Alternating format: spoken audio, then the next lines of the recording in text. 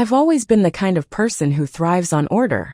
The meticulous arrangement of products on shelves, the symmetry of displays, the precision in every detail.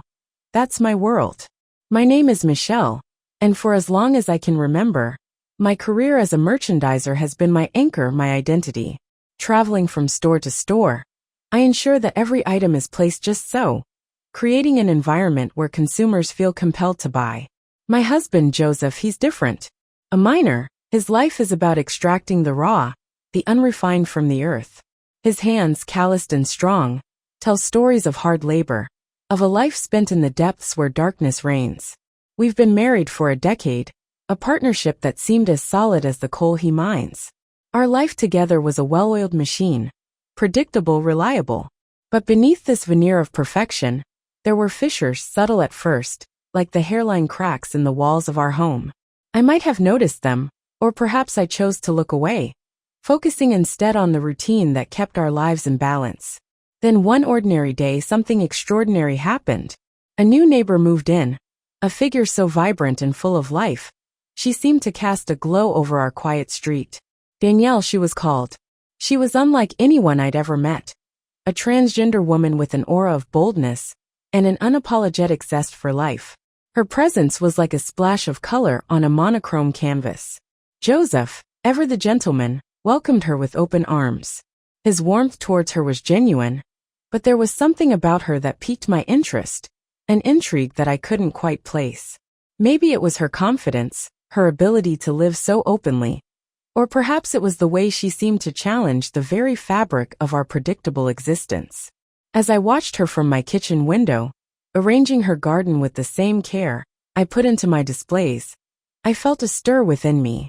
It wasn't just curiosity, it was something deeper, a longing for something I hadn't realized was missing from my life. Our interactions were polite at first, neighborly, but with each encounter, I found myself drawn more into her world. She spoke of adventures, of living life on her terms, of embracing every moment with a fervor I envied. Her stories were not just tales. They were invitations to a life less ordinary, a life I had never dared to imagine for myself. And so, my curiosity about Danielle grew, not just as a neighborly interest, but as a beacon, guiding me towards a path I hadn't planned to take. The routine of my life, once comforting, now felt like a cage. I began to question everything. My marriage, my career, the very essence of who I was. This was not just about a new neighbor moving in. It was about the cracks in my own life becoming chasms, about the realization that perhaps, just perhaps, I had been living in a shadow of my own making. And now, with Danielle's arrival, the light was shining through, illuminating not just her vibrant life, but the dormant desires within me, stirring a change that would alter the course of my existence forever.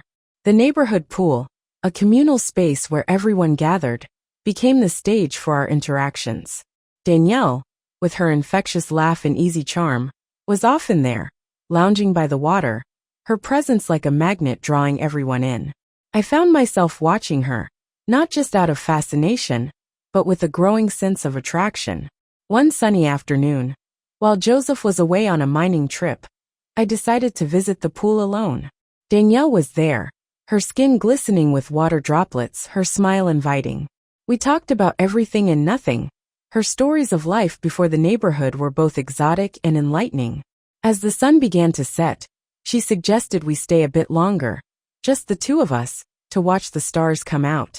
The sky turned from a vibrant orange to a deep indigo, and the stars began to twinkle into existence. Danielle and I lay on the cool tiles beside the pool, our bodies close but not touching, a silent acknowledgement of the electric charge between us. She pointed out constellations, her voice a soothing melody in the quiet evening. "See that one?" she said, her finger tracing a line in the sky. "That's Orion the hunter. He's always chasing the Pleiades, but he never catches them. It's like life, always moving, always searching." Her words resonated with me, echoing the restlessness I felt within. I turned my head to look at her, her profile illuminated by the soft glow of the pool lights. There was a vulnerability in her eyes, a depth that mirrored my own internal turmoil. "Why did you choose to move here?" I asked, my voice barely above a whisper, as if speaking too loudly might shatter the moment. Danielle sighed, her gaze still fixed on the stars. I needed a change, Michelle. A place where I could breathe, where I could be myself without the constant battle. This neighborhood, it seemed like a blank canvas. I could paint my life here, you know? I nodded, understanding more than she might realize. Sometimes I feel like I'm stuck in a painting someone else made for me. It's beautiful, but it's not mine. She turned to face me, her eyes searching mine. Then why not start painting your own? The question hung in the air, heavy with possibility. I felt a surge of emotions, a mix of fear and excitement, like standing on the edge of a precipice, the wind urging me to jump. I've always been so careful, so planned, I admitted. But lately, I've been wondering if that's really living. Danielle reached out, her hand finding mine in the dim light. Life isn't about being careful, Michelle. It's about feeling, experiencing, even if it's messy. Sometimes the most beautiful things come from chaos. Her touch was warm, comforting, and it ignited something within me. A longing for something more, something real. The night air was cool, but her presence was like a fire, warming me from the inside out. We lay there, our hands intertwined, watching as the stars seemed to dance above us. The silence between us was filled with unspoken thoughts, dreams, and desires. It was as if the universe itself was giving us a moment to reflect, to decide. Would you ever leave? I asked, my voice tinged with the fear of losing this connection. Danielle squeezed my hand gently. I would if there was something worth staying for. Or someone. Her words were a balm to my restless soul, a promise of potential. The night stretched on, and with each passing moment, the bond between us grew stronger, woven from shared vulnerabilities and the quiet understanding of two souls seeking something more. As the first light of dawn began to creep over the horizon, we knew it was time to return to our separate lives, at least for now. But the night under the stars had changed something fundamental in me. I was no longer just Michelle the merchandiser, the wife. I was someone who had tasted freedom, who had felt the thrill of the unknown, and who was now irrevocably altered by the touch of another soul. The night was warm, the poolside lit only by the soft glow of the underwater lights. Danielle and I were alone, the silence between us filled with an unspoken tension. She moved closer, her voice a whisper. You seem different tonight, Michelle. Before I could respond, she leaned in, her lips meeting mine in a kiss that was both unexpected and electrifying. The shock of the moment quickly gave way to an overwhelming rush of desire. We moved to the private cabana, hidden from view, where our connection deepened. It was there, in the privacy of the night, that I crossed the line I never thought I would. Danielle, with her gentle touch and understanding, made me feel seen in a way I hadn't felt in years.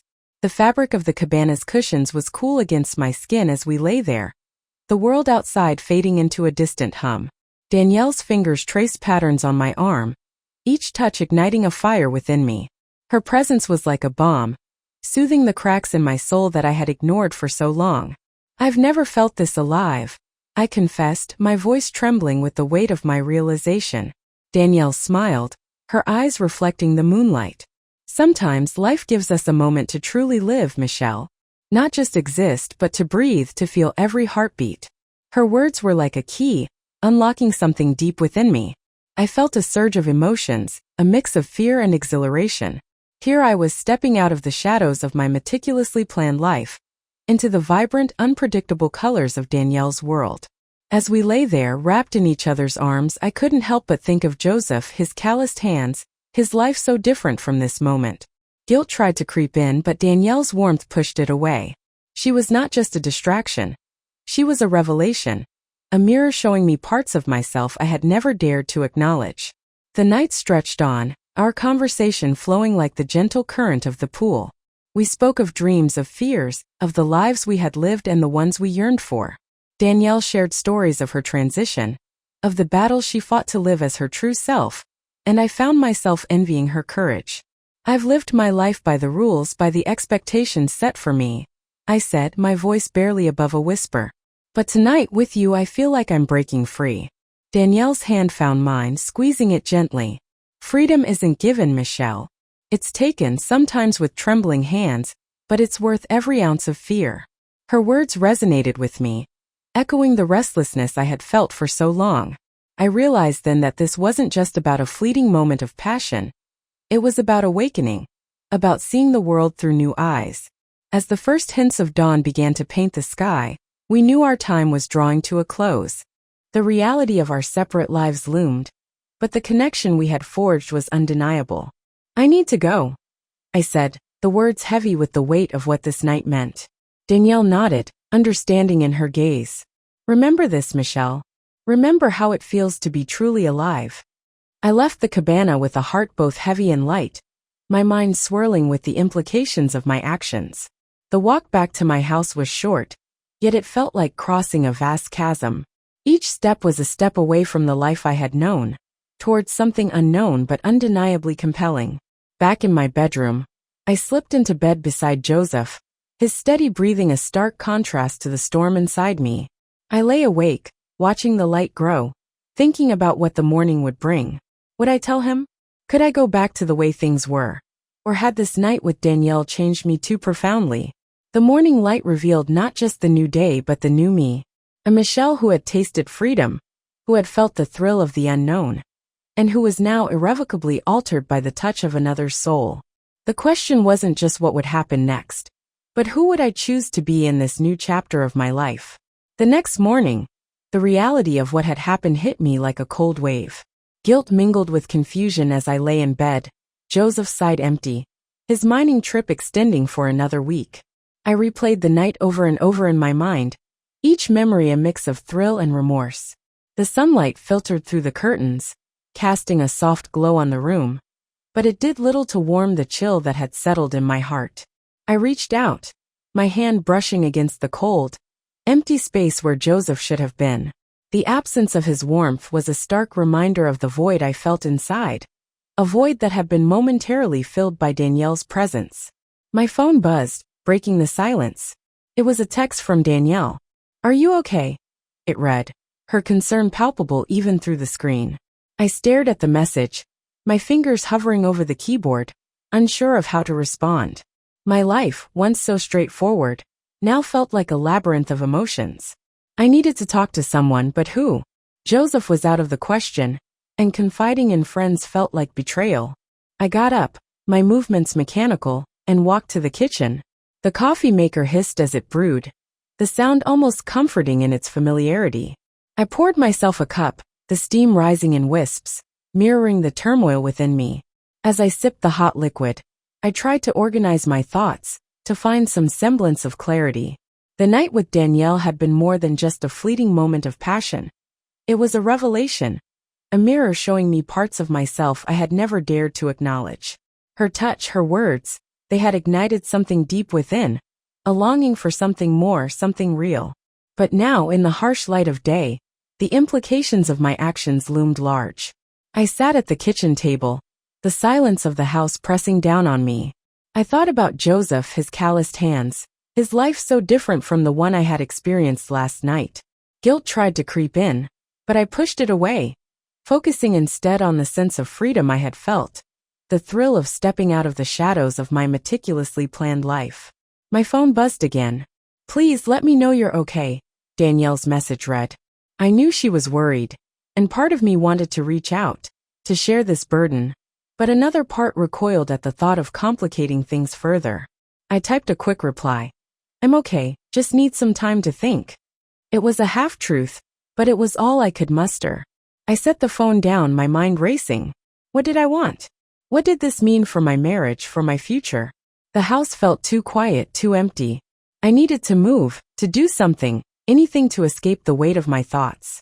I decided to go for a walk, hoping the physical activity would help clear my mind. Outside, the neighborhood was waking up. The sounds of sprinklers, distant lawn mowers, and the occasional car passing by filled the air. I walked briskly, my steps echoing my inner turmoil. Each stride felt like a step towards or away from something monumental, but I couldn't decide which. As I walked, I thought about Danielle's words from last night. Sometimes, life gives us a moment to truly live, Michelle. Not just exist, but to breathe, to feel every heartbeat. Her voice, soft and earnest, echoed in my mind. Was this my moment? Was I ready to breathe, to feel, to truly live? The path led me to the park, where children played, their laughter a stark contrast to the storm inside me. I sat on a bench, watching them, their innocence a reminder of simpler times. But I wasn't a child anymore. I was a woman at a crossroads, torn between the life I had built and the life I suddenly yearned for. My phone vibrated again. This time, it was a message from Joseph. "Hope you're having a good morning, love. Miss you." His words, so simple, so genuine, stabbed at my heart. Here was a man who loved me, who trusted me, and yet, I had ventured into unknown territories without him. I stared at the message, my thumb hovering over the keyboard. What could I say? How could I explain the turmoil, the confusion, the desire for something more? I typed out a response, "Miss you too. Thinking of you." It was true, but it was also a shield, a barrier against the truth.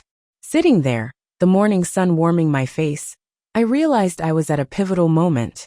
I could either confront these new feelings, explore this new part of myself, or let them fester, potentially poisoning everything I held dear. The choice was mine, but it was not just about me anymore. It was about Joseph, about Danielle, about the life we had all been living. I stood up, my decision forming. I needed to talk to Danielle, to understand what this connection meant, not just for me but for her.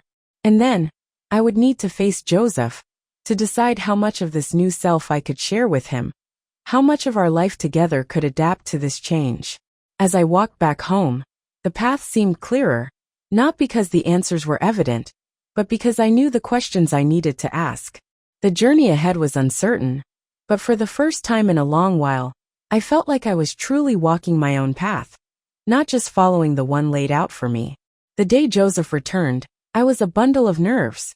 He noticed my unease immediately, his concern genuine. "What's wrong, Michelle?"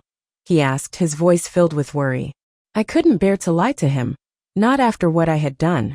Sitting him down, I told him everything, from my initial curiosity about Danielle to the night at the pool.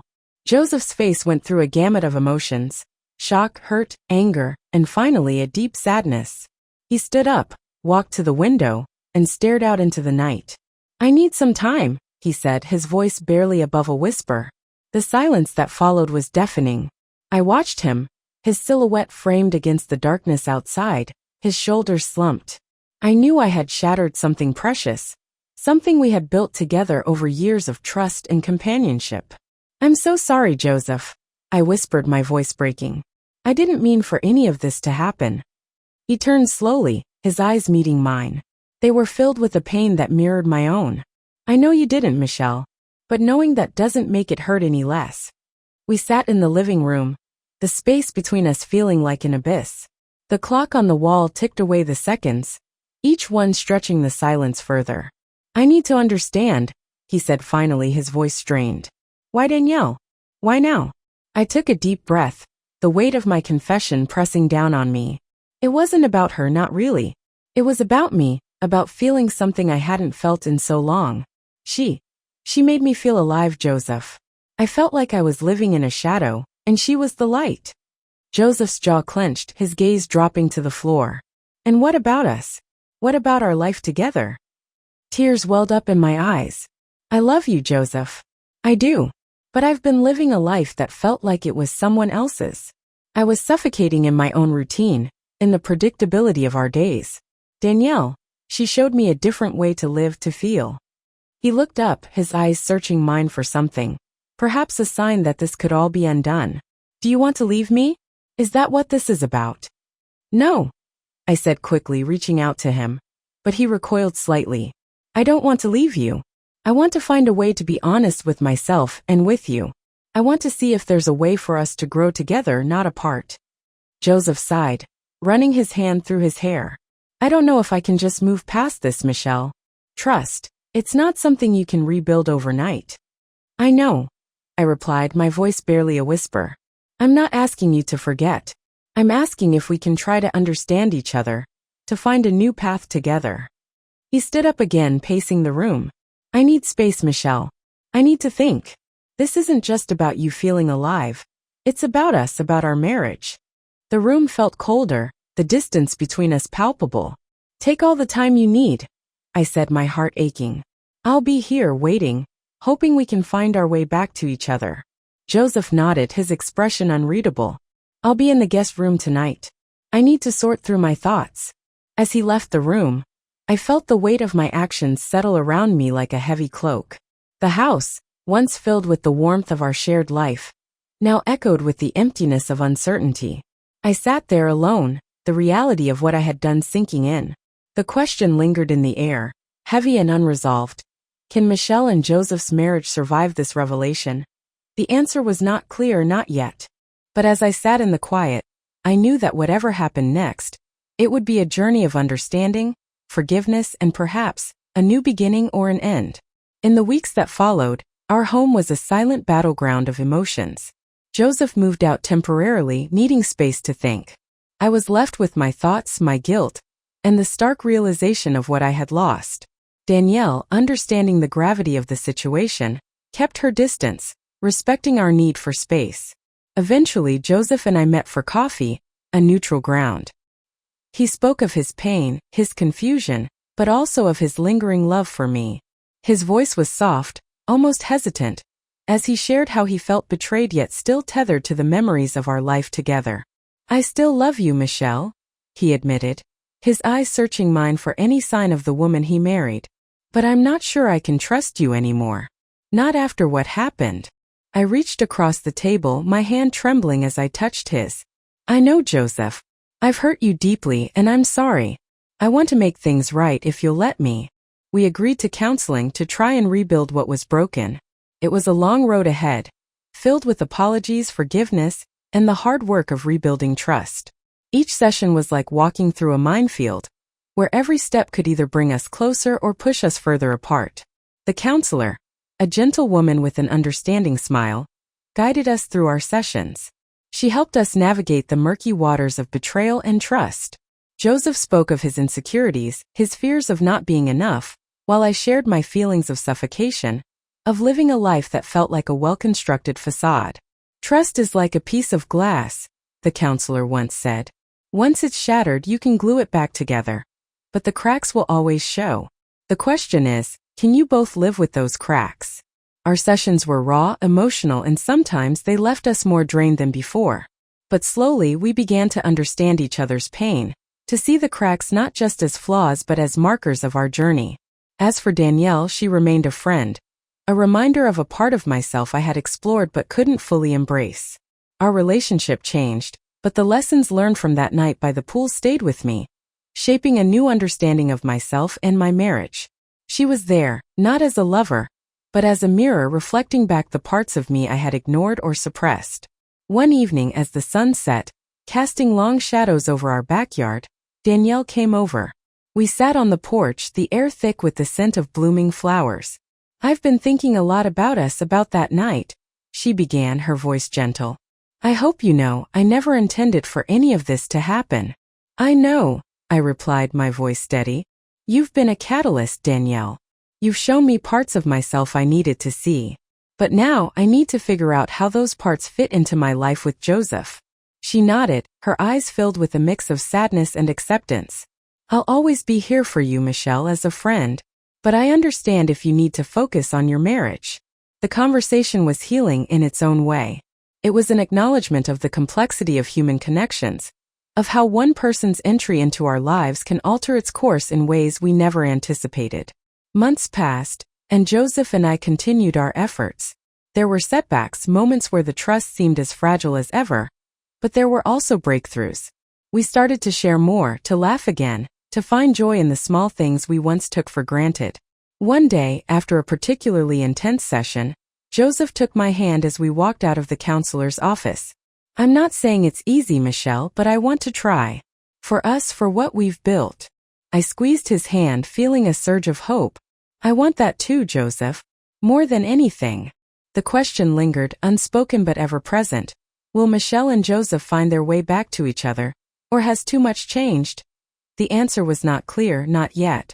But as we walked together, the setting sun painting the sky in hues of orange and pink, I felt a cautious optimism. Our journey was not just about mending what was broken.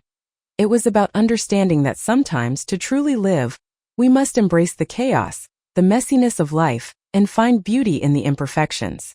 Danielle had taught me that, and now, with Joseph, I was learning to apply it to our marriage, to our life together. The path ahead was uncertain, but for the first time in a long while, I felt like we were walking it together, not apart. Don't forget to subscribe, like, and comment if you enjoyed this story. This will help us create more engaging stories for you.